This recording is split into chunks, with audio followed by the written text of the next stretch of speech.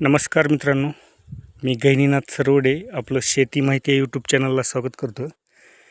मित्रांनो, हा आपला चिराग हरभरा आहे, अंकुर कंपनीचा चिराग. आपण याच्या अगोदर पण व्हिडिओ टाकलेत. हे एकच काकरी आपण बेडवर केलेली आहे. बेडचं अंतर आहे 5 फूट.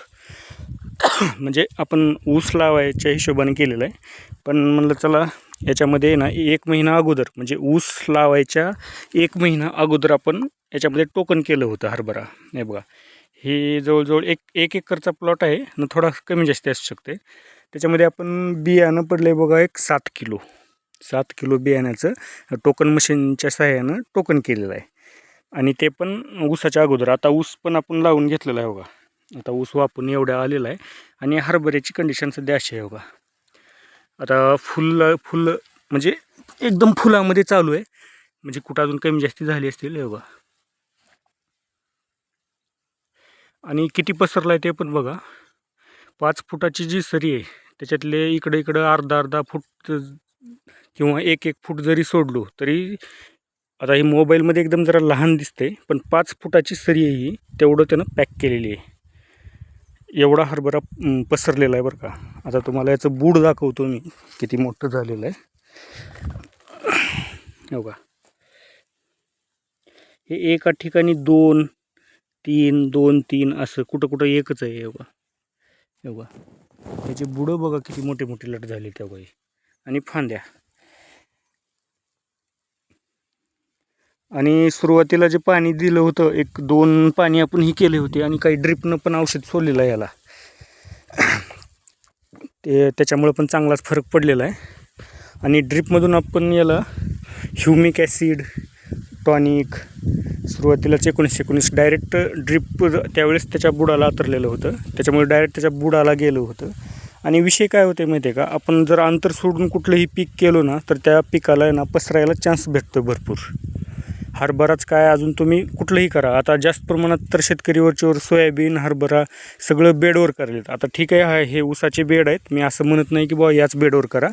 तुम्हाला 3 फुटाच्या सरीवर जरी तुम्ही केलो, 3 फुटाच्या सरीवर दोन्ही साईडला जरी टोकन केलं तरी 1 नंबर हरभरा पण येते आणि सोयाबीन पण चांगलं उत्पन्न निघते.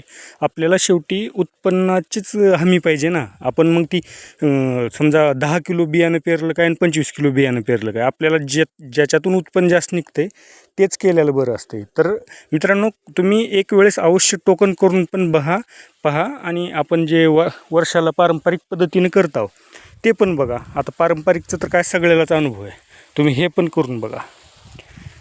आम्हाला तर उत्पन्न चांगलं निघाले म्हणून आम्ही करायलो तसं.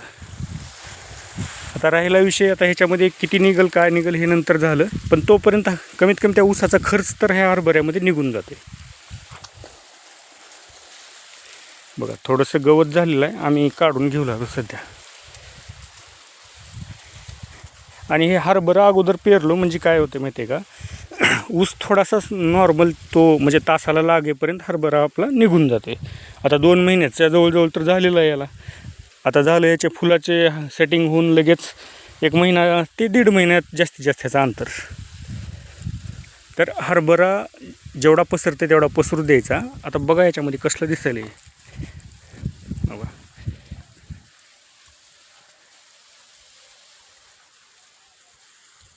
5 फूट अंतर आहे बरं का मित्रांनो. आता हे डोळ्यानं बघितल्यास भारी दिसायले, आता मोबाईलमध्ये काय माहिती कसं दिसतंय, पण एकदम जबरदस्त. तुम्हाला वाटतच नाही हे सिंगल लाईन आहे म्हणून, बरोबर आहे का.